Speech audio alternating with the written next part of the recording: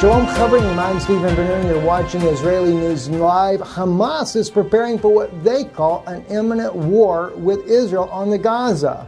Israel is expected to be doing some military drills on the southern side of Gaza, and Hamas is taking advantage of this time to call on a humanitarian crisis and complain that this will be only a stage for Israel to launch an attack on the Gaza Strip itself. Now, whether or not this is true or not, no one really knows. This is being reported, of course, by Hayat, which is taking this from the British particular paper that is called the Hayat, that has reported that this is a 95% chance that Israel will actually do an invasion on Gaza.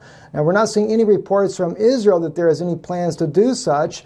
And, of course, the humanitarian crisis that Hamas is facing at this particular time is because President Trump cut the funding to the PLO to start with. And, of course, the PLO is the one that also funds Hamas. And, of course, Hamas takes that money in turn and builds terror tunnels and also launches little homemade rockets inside of Israel, terrorizing the citizens that are living in the state of Israel. So it is a kind of a spiral of events, and whether or not Israel will actually launch an offensive or not still remains to be seen. We'll have to wait and see if that does play out. But on the other hand, we're also looking at Hezbollah in the north in Lebanon.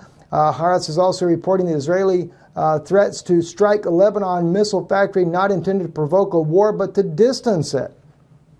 I think that's kind of interesting. I don't think if we're going to strike a weapons factory that we're going to distance ourselves from war with Hezbollah, but nonetheless, it would help stop Hezbollah from continuing being able to make more and more weapons. After all, there are reports right now that North Korea has been utilizing its own cells of chemical weapons over to the groups like Hezbollah in the Middle East there. Whether or not that can be confirmed or not is still remains to be seen, but they say that North Korea is making over $200 million annually by selling chemical weapons to Iran and that of Hezbollah. That could pose even greater risk for Israel in a future war that could possibly break out. I'm Stephen Bernard with Israeli News Live. Shalom.